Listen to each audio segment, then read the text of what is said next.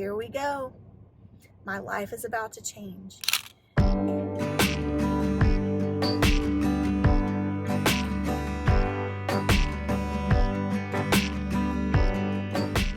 Hi, woo! I just pulled up at my oncologist, melanoma specialist, surgical oncologist office for my 6-month checkup on my melanoma removal scar that I had done back in February of 2021. And actually it's been 8 months since I saw him because I was supposed to go 2 months ago and then I got really sick, so I had to reschedule. And then I was supposed to see him last month because I rescheduled, and then they called me and canceled. And it takes a month to get an appointment with him. Oh my goodness. This will also be my last visit with him. So I am curious to see what he'll say because we are moving. I'll be way too far to drive here. It's already a 2-hour drive for me.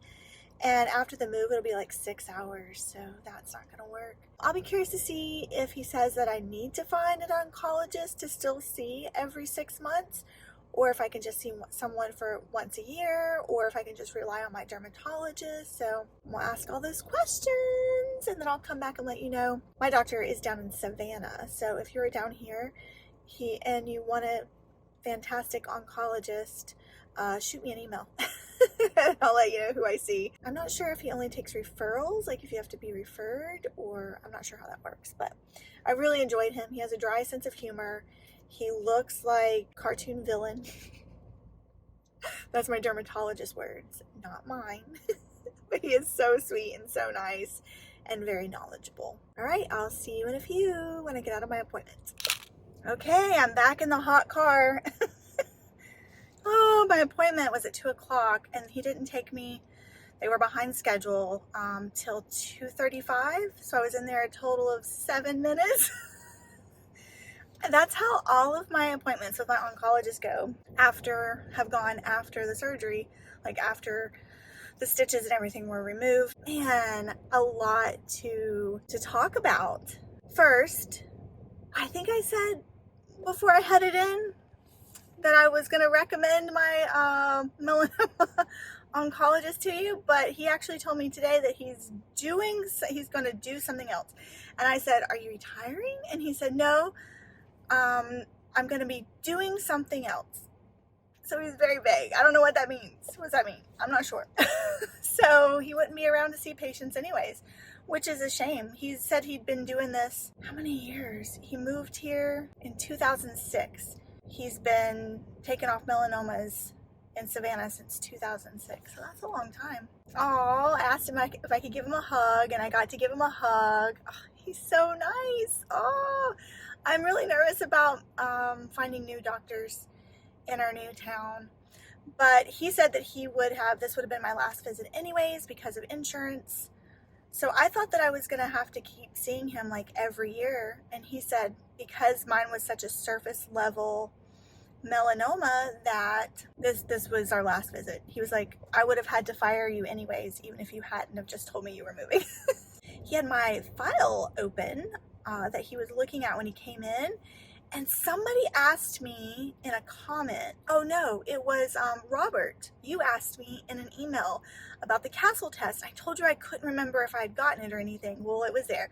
So my Castle was a 1A, which I need to look that up and see what that means. But I think that means that it's not like genetic, that my melanoma definitely came from sun exposure, which I remember my dermatologist telling me that like right after my surgery or something, but you know how you get a lot of information and you don't always retain it.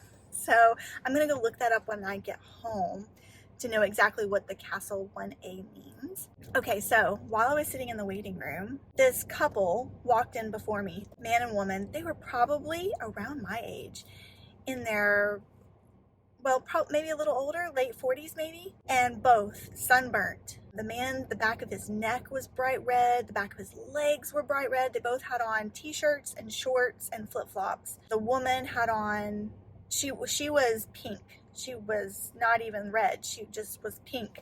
You could tell they'd been out, it looked like they'd been out boating on a boat somewhere fishing. And I was thinking, the only reason you come here is if you had been diagnosed with melanoma. And I was thinking, no judgment, But this was me. Man, my first visit, when I came here to visit, my very first visit, I'm pretty sure I wore a tank top, jeans, but I had on a tank top. And I'm pretty sure I still did not know the right amount of sunscreen to put on my arms in the car. Like, I know I didn't cover up. And it's almost a 2-hour drive here. And I was with my husband, and I know that I did not have on a UPF jacket. Did anybody else do that? Like, you get your news, right, that you're diagnosed with melanoma, and then you have to go have an appointment with a specialist. What did you wear? What did you wear to that appointment? I'm just curious. Well, anyways, it ended up being the man with the melanoma, because they took him back. They called him back, Mr. and then his name, and they went back. You can hear most everything that people are talking about in this office for some reason. Not like in the exam rooms, but out in the hallway. And the nurse or something, I could hear them say they were scheduling his appointment in 2 weeks. And I was like, oh, he's having his removal in 2 weeks. And he still was out boating with a sunburn. Oh. And it just reminded me of what a lifestyle change occurs after you have melanoma. The reality of your situation hits people differently. How your relationship with the sun changes, where it should, I feel like. But I think for most people it does. But all of that, your new reality doesn't set in until after you've had your surgery and you've got a new life and you're like, I don't want to have this again. This sucks. When did all of that hit you? Did you start making changes in your life like right after you were told you had melanoma? Or did the changes start happening after you had your surgery? Or was it slow, gradual? I mean, I still feel like it's been a slow, gradual process for me. I mean, I started this YouTube channel a year ago, May 30th, I think. This channel has helped me tremendously. I read you guys' comments and I'm like, should I be doing that? Am I supposed to be thinking about that? Or if I put something in and one of you guys point out of, oh, I don't do it that way, I do it this way. I'm like, oh, okay, well, let me think. How do I want to wear my sunscreen? How do I want to apply my sunscreen? How do I want to think about my relationship with the sun? How do I want to think about, the cost of the amount of sunscreen you have to put on, the cost of UPF clothing? You have all this to think about. And there's just such an urgency, or for me there was an urgency of, I gotta change my relationship with the sun right now because I don't want this again. The other thing about that couple, when they called his name and he stood up out of his chair, he was seated in his chair and he stood up, he went, and man, I felt that sigh. His sigh deep, because it was just like he was taking a big breath, and here we go. My life is about to change. The nurse, when she called him back, she goes, "Are you okay? How are you doing today, mister?" And he said, "I'm fine." Don't we do that? Like that sigh, that was his true feelings. That was the true reality of what was setting in, his true feelings. And then, "I'm fine," that was his brave face.